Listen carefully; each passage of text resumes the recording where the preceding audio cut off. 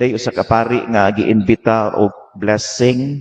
Ya kay wa man siya katuod, so ang ingon ang magpa-blessing nga kuhaon ra ka pader sa kubinto. So gikuha siya og tricycle. Nahibong ang pari nga asa man ipadungan ning kasadaha kay naman sa suok kaayo. Hangtod nga abot sila sa establishment. Ang pari kay gaduha og sud kay ang iyang brisingan dahil wa man magsapa katuurag palay. Nightclub. Diba mo ng nightclub? Kaya may suga bitaw nga musindi palong. Kaya pagsud sa nightclub may isa nga di man eh pwede bisingan. Ingon sa siyang una ba pero na naman ko dre basig malain ang mong tag-iya. Kaya isa may rito nga akong gamiton ani pag-blessing. Kaya naman yung mga right anak sa blessing no rito nga pag-blessing sa bahay, blessing sa tindahan nga imong panal nga daghan o mamalit, maayo ang ilang negosyo. May mo pag nga pagsud niya nahibong bagyod siya nga idaghan kay mga GRO dito galinya. Mga puwar bag mga nga bill. O to nga sa man ni magampo ko nga daghan sila customer gabaan tas Ginoo ani. Sige ako na lang usbon ang rito. Mo to naghukom siya yang gihukom dayon ba ang mga tag-iya bisan gani ang mga GRO dito. Ang sugod na human sa ampo, sugod na sa blessing. Nisod siya dito sa dressing room sa mga GRO. Sustua dito gipang kauit dito, gipang sangit ang ilang mga underwear. Pini na. Sudlat Ginoo. Mura gikabuhi ko ng pare. Kaya man pag abot dito sa sala, na-shock ang pare. Kay do daghan GRO nightclub, dahil altar. Ay ang altar na ay crucifix, mahi sa mahal nga Biblia, na ang Senyor sa ninyo, na ang Senyor sa Isidro. Kaya naka-realize ng pare ba, ingon sa bisan no nga inganit bisulan bisan nga pansala may makabati ni pero ito gyud sila mo na gyud sila ino nagpamalandong ang pare ko ingon sa Ginoo ikaw na lay bahala nila pasaylo ako sa pumasala nga ni hukom ko pero bisan sa ilang pagkamasalay ko naagya pa sila Ginoo naagya pa sila mahal ni Maria. Ito kumakini sa atong mga pagbasa karon sabi na sa atong ebanghelyo. Kay naiduha ka senaryo dinhi ang usa ka tawo Pariseo ang usa ka gobernador sa buhis. Ang Pariseo gi-consider kani atong panahona nga matarong, mao bitang sawayon sila kanunay sa Ginoo kay mayra ka silang mamapa pero wa sa buhat. Kaya diha po'y usa ka tawo nga gobernador sa buhis nga gi-consider kani adto pod nga makasasala kay grabe kay sila mangurakot. O nga, sa lagta pag-istorya, naitarong, naapoy dili tarong. Pero sa dihang nangadji na sila, ang pag-ampo, adunay diferensya. Kaya niingon, ang Pariseo, Ginoo, nagpasalamat ako kanimo, kay dili sama nila, dili ko palahubog, dili ko himamadji, tarong ko nga pagkatao, di ko sama ng uban diha, nga kusog kay manglibak, kusog mandaot, urakot kaayo. Daghan kayo siya og mga pagdaig sa Ginoo pero more on paghukom sa isig katao. Diya diha po'y kubrador sa buhis nga simple na kayo ang iyang pag-ampo. Siya usa ka makasasala. Pero unsa yang gibuhat wala kay sa kaako pagyahat sa langit o paghangad sa langit tungod sa nauaw sa Ginoo sa gibuhat. Pero unsa yang gibuhat nang pamukpok ra sa siyang dughan ug niingon Ginoo pasaylo ako kay ako makasasala. In the end, ang gidaig sa Ginoo dili ang Pariseo nga hapukiro, kung dili ang usa ka mapaubsanon nga makasasala nga kubrador sa buhis. Wala maigsoon kung angay na itong pamalandungan, no, naara bata ani kasagaran. Kana bang atong ikumpara ang atong pagkamatarong nga ikumpara nato sa sayop sa uban. Mo na kasagaran nato nga moingon ta nga Ginoo salamat Ginoo kay pinangga jud minimo nga wa minimo pasinatia og bagyo karong buwan na kay ang bagyo tuara dito sa Mindanao. Sa ato pa kita kay wa ta pagyiwa pinangga ta sa Ginoo niya ang taga Mindanao gipagyo dili dayto sila pinangga sa Ginoo. Anatay nga na kasagaran nga pag-ampo. Moingon ta, Ginoo, salamat Ginoo kay maayo ang akong pagpanganak. Dili sama ng akong silingan, tanawa ng silingan, nanganak, suhi. Ngano na suhi, nakasigi man na ugkuan Ginoo, ugod, sig sukol siyang mama. Mga na ang tagasagaran. No? Yaw sa iba, kanang naatay kanang attitude of kanang self-righteous and insensitive. Nga dili ta mo bati sa kahimtang sa atong isig katao. Self-righteous ra. Kanunay ra nga kita may sakto og tarong niya ang uban dili.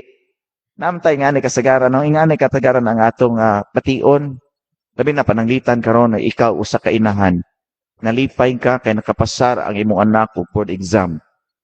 Kunya imong gisultian sa imong kalipay ang imong kumari. Nga ingnan ko, Mari, salamat kay sa Ginoo, Mari kay pinangga kay may sa Ginoo, Mari kay nakapasar gyud ang akong anak sa board exam. Unya ang imong gisultian imong kumari nga sa parehas na sila nag-take og board exam niya, wa kapasar ang iyang anak. Sa ato pa, insensitive ka sa kahimtang sa imong isig katao. More on nag-praise ka sa imong kaugalingon pero wa ka mubati usab sa kahimtang sa imong isig katao. Self-righteous and insensitive. Muna nga magbantay ta niini kasagaran kay usahay makapasilo tag tao gumikan usab sa atong pagpanghambog. Pero mao lagi na ang punto din nga ang usa ka Pariseyo dali ra kay sa nakahukom sa isig katao nga di ako sama nila nga himamayi, palakubog, daghag bisyo, ako tarong nga pagkatao. Unsa mang puntuha nga atong angay pamalandungan niini. Mga igsoon, usahay sa atong isig katao, makasinati ta o makakita tayo lang mga siguro misfortunes o ka namang tawag na itong termino karon nga wa swertihas kinabuhi. Nya ato din silang hukman nga dili na sila pinangga sa Ginoo, mao nang ingana sila kay makasasala maguna sila. Mo ning maayo kog lawas kay tungod kay pinangga ko sa Ginoo, nagsigi kog simba, sige kog ampo. Tanawa na sila way ampo-ampo, tanawa ilang kinabuhi gubot. Dali ra kita makaingana ba. Pero ang gusto sa Ginoo nga kung ang atong isig katao adunay gitawag natong misfortune, nagpahinomdom ka nato ni nga usa kini ka eye opener nga mamalandong putas sa atong kaugalingon nga hala kung magbuhat ka og ingani day usab ang resulta. Pahimangno eye opener. Moingon ta nga Ginoo, salamat ko nimo kay wapo kayo ang akong bana. Or Ginoo, salamat kay gitagaan ko nimo sexy, gwapa ug puti nga asawa. Bagantang ana dili nang para sa musilingan Ginoo, tanawa na iyang bana susiguyag naong ana oy. Maana din ta tanawa ng naong sa lawas ng asawa sa imong kumpare ato ikumpara ba. Namuot bitaw ko na i-post sa Facebook kabutang dito ba nga kanang gwapa nga babae o gwapo nga lalaki magkadayon gani mo nagitawag og tadhana.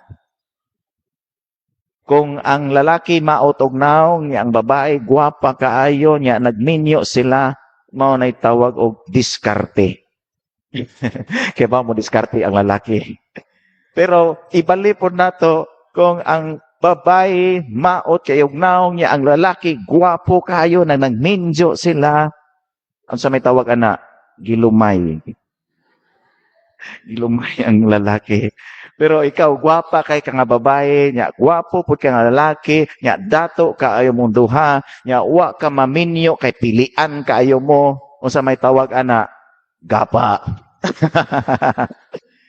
Kita ko hinjar na no. Pero maigsoon ba, kung kita grasyahan sa Ginoo, dili po nato unta ikumpara ang atong kinabuhi diha sa atong isig katao nga matawag-tawag wa grasyahi. Kay kitang tanang gigrasyahan gyud sa Dios. Mo nga kini usa ka pahinumdom kung makakita kitag mga misfortune sa atong isig katao. Kay mangno nato ni nga eye opener ni nga tinahang nila nga dili ta magbuhat sama ni ana o dili nato ipanabi. Dili lang sa atong kasing-kasing o huna-huna. O ikaduha, kining mao nga pagtan-aw nato sa misfortune sa atong isig katao or muhukom ta sa atong isig katao ato pong lantaw ng atong kaugalingon nga kani paagi ni nga ma-reform ang atong kinabuhi, mausab nga maingon ta nga tan-awan na siya naing ana na siya kay grabe mo kay nagpisyo god. So gawas sa eye opener, makapausap sa simo kaugalingon nga di day kung magbuhat sama ni ini kay ngano man ingani ang talangpanan kung ako nang sundon ang iyang gibuhat. Sama ra pa sa estudyante. Maingon ta nga way sudsod ang usa ka estudyante. Nga ikaw classmate niya nga nagtinarong ayaw siya sunduga mo ra ba eye opener nimo ang iyang walay sudsod nga klase. Nga paghuman naabot ang panahon nga wa siya kagraduar, nga wa siya katrabaho, nga ikaw nakatrabaho, nga maayo ka og kahimtang sa imong kinabuhi, usa ka na katimaan eye opener. Pero dili nimo ipanabi. Kaya mo may nahitabo sa ebanghelyo kay gipanabi man niya nga di ako sama na Ginoo nga way klaro dautan nga ako tarong. Pero mga igsuon, kitang tanano gimahal gayud sa Ginoo. Padayon lang ta sa pagpakita sa atong gugma sa atong isig katao. Ayo pagbuhat og kanang gitawag natong harsh judgment sa atong isig katao kay dili ta Ginoo. Ang Ginoo ra may makahukom. Kaya mo na kasagaran atong buhaton natay harsh judgment nga kana siya di na magdugay ang kinabuhi kay daghan nagbisyo. Di man ta makasulti ni ana kay tungod kay ang Ginoo ray nasayod sa tanan. Mga maigsuon mao ning kining atong mga pagsulay sa kinabuhi karon kining tanan pagsulay kining tanan matul-id rani o grasyahan ta sa Ginoo diha sa atong makanunayon nga pagsampit diha kaniya o pagampo sa iyang grasya o tabang.